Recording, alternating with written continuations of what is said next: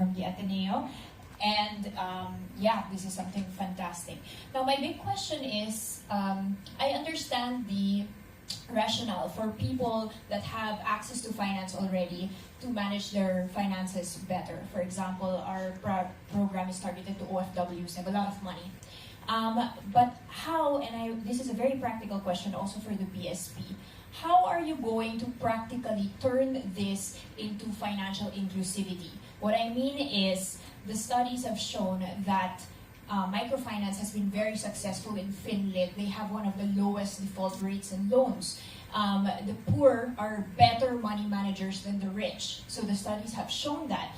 And no matter how much financially literate poor people in the Philippines can be, the access to finance is a barrier. So even me, one of the most financially literate in the country, possibly took me months to get an account, took me years to get a credit card. How much more a normal person? So if the barriers are linked to, I don't know, I was thinking the ID, there's no national ID system, the security issues. So a lot of these things, and not really the credit score, you know, and not really how responsible a person is. How can you bridge this gap? Miss Joyce, you're following a friend.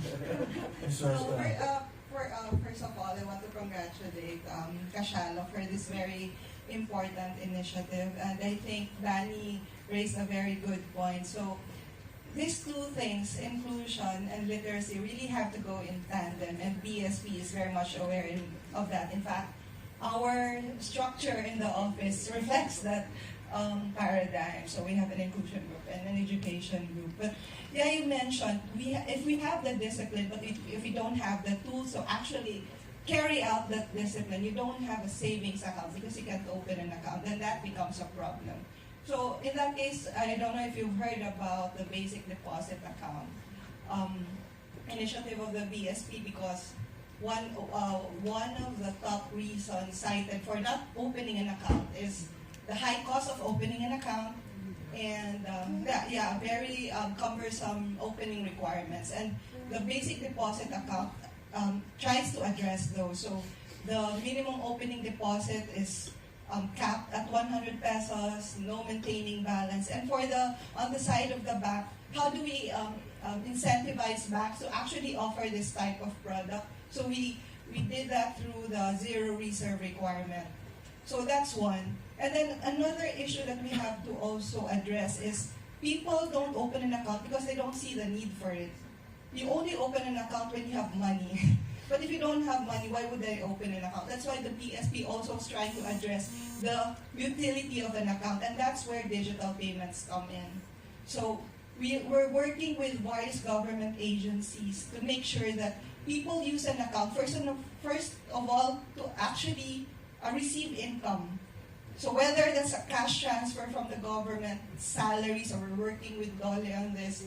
So you have to create that utility first of an account, and then promote use of that account in various day-to-day transactions. So we're also working with the payments industry and coming up with QR-enabled merchant acceptance. So those things are all tied to our agenda of making an account not only accessible, but also very relevant, even for the poorest among us. So once you have an account, then that helps you establish a digital footprint for creditworthiness and other welfare-enhancing financial services. So for the BSP Financial Education, I'm happy to hear that Hamilton mentioned that this is not just about CSR. It shouldn't really be. In fact, for the BSP, it's no longer just an advocacy. It's really a strategic objective, because if you have financially literate public, then that becomes an important leg in our financial stability goals, right? They become an important actor in our market conduct regulation. We don't have to issue a number of circulars to penalize wrong behaviors from the market players, but because by the power of their choice, financially literate public make informed decision and just ignore these bad actors in the market, then they become themselves regulators, market regulators, by the power of their choice. So I hope that answers your question. Ms. Joyce, thank you very much for talking to us about the initiatives and programs of the BSP. Thank you. Any more questions? I'd just like to add to that.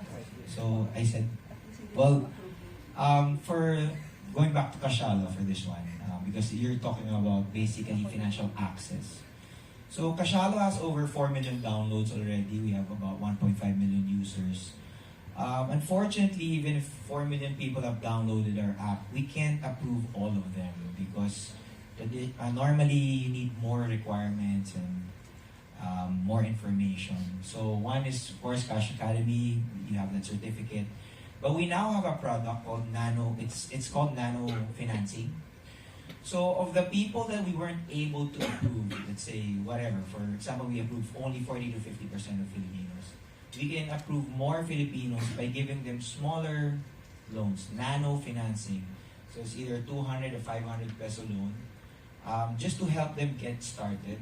So we train them to become responsible borrowers, and from there they get to increase their limit, get better interest rates, and more than that, once they become good borrowers and they get a track record with us. So when they get a track record with us, we submit to the CIC. So now they have a financial identity. So now they can borrow from other financial institutions, not just from us, and maybe eventually from banks. Someday get a car loan, get a housing loan. So for now, this is what we're doing to really broaden our access. So now we're gonna approve almost everyone as long as we just need 4 data fields. So that from there, if your data is consistent, we're gonna give you that small loan. So that's how we're really trying to solve the financial access challenge. Let me also add, Danny, that's a brilliant question. And I don't think it can be answered only by providing access and literacy. Yeah, I think we need to look at it in a very holistic manner, and that's why I think the role of civil society comes into play, right? Because I think around 60 to 65% of a lower middle income to lower Filipinos' money actually goes for just basic food and utilities, let alone healthcare and education and things like that, which means a significant component of whatever you earn actually just goes to barely survive. Okay, now that's where now skills improvement needs to improve. So there are several other interventions we need to do, and that's where a holistic approach is needed. Collaboration is needed. There are a lot of people, including Dole, Philippine Business for Education, working on skills. Now, while they're working on skills and jobs on one hand, there's something called the Just Job Network. On the other hand, these guys are not learning about financial literacy on the other hand, right? So I think if we can connect these dots, we will be able to achieve better results. And it's not going to be something which will happen overnight, right? It will take, as I said, we are talking about a generational thing here, and we define generation as about 10 years. So, in a generation or two, 10 to 15 years, I think we will be able to hit that sweet spot where people are because I think the more people are financially literate, they're also going to start questioning the cost of services. Okay, right now while the point-to-point, for example, is extremely convenient, we all love it. Okay, I still think it is a little bit steeply priced, for example. Okay, so I mean it's not a comment on anything, but I think it can be brought down. So I think as people get financially literate and they do their daily budgets and see how much money is going. I mean, I always have this question with my colleagues also, how much are we spending on food? Because they come to the office, first thing they do is, because they come early, they'll go to Starbucks to buy a coffee and come. Then there's lunch and there's merienda. So even a well-educated, well-paid employee actually spends quite a bit of money on food. Well, actually, we all live to eat in some ways, as you can see from me. My size rather,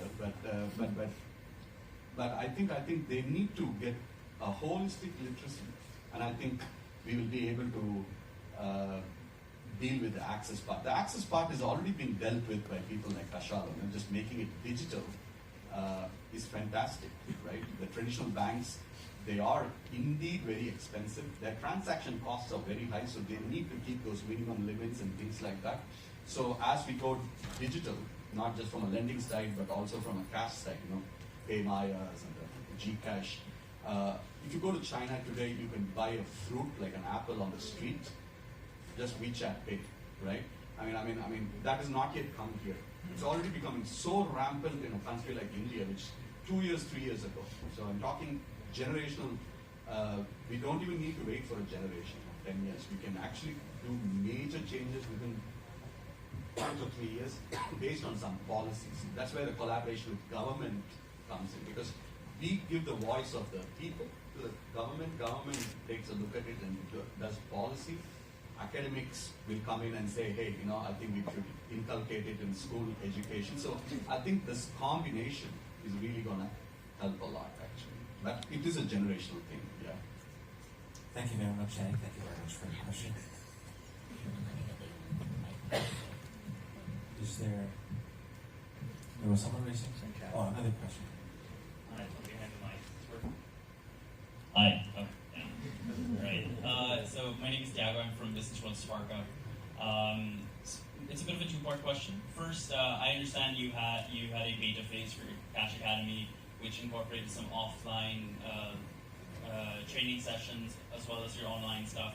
Right now, you have 8 videos up on the website as well as on YouTube. What are your plans for expanding Cash Academy past that? And then the second part is, and you touched on this earlier, you started with a call for collaboration. What exactly, what types of collaborations are you looking for moving forward? So in terms of collaboration, when we say first of all, it's with government. So of course, when you get endorsement from BSP, DTI, CHED, and DepEd, you get credibility. So that one's very important. So on top of their endorsement, we can work with a lot of programs together with the government. That in itself is already massive. Of course, we also have NGOs, so we can work with them in terms of helping distribute and getting more people on board the platform. And the third one is really a partnership with the private companies, because this one is more of a budget concern. So for us, let's say we set aside a couple of million for this initiative, but then that's not enough to really get people on the platform. We'll probably do a couple 100,000, but then the problem is 50 million Filipinos. So we cannot do it alone. So now we're talking about trying to partner with companies like Nestle, P&G, Oracle, Sun, and other. And that's why the FinTech Alliance is also important, because the players there alone, we can get a lot of partners to really help support Cash Academy and grow its base. But for us, if we're gonna do it alone, it's just gonna be a small dent. But together with the rest of the government, NGOs, and other companies, we can really make a difference. I mean, just if I could add, I'm not sure, maybe I got the question wrong, but it's not that the offline component has been done and dusted. The offline component is still continuing, notwithstanding the platform already. So in fact, we just had one session last week, or in fact earlier this week, and it will continue. So we have at least about 30 sessions planned out for the next few months. That is in partnership with DTI. As Hamilton rightly pointed out, if the next agency jumps in, let's say DOST, okay, they just had their National Science Week a couple of weeks ago. DOST says, we also would like to bring this in. All the content, the trainers, the materials, all are ready, so we could jump in with another agency and just move it forward. So I think the key word there is collaboration, and certainly you folks are going to help us in this exercise, because when you put out this message, right, that Assist is waiting to partner, Cashalo is waiting to partner, collaborating with Cash Academy is looking to partner, I think we probably will expect calls to come in and say, hey, we are doing this in this region, can you join? Or can you share your content? I think that's where it's going to grow, actually. Thank you. I think there was another question he was asking about from 8 videos, are you expanding, how are you planning to expand the Cash Academy? So it's 8 videos from now, but these are very basic videos. So there are a lot. So each module can be expanded to more videos, and that will come as we see that more people are clamoring for it. And then depends on who we're partnering with. Let's say we're working with an insurance agency. They can sponsor these videos, and we can load that into the content. So just to really get it out there, and that's the power of partnership. We can really grow the content to the interests of the other companies as well. Thank you for the question. Any more?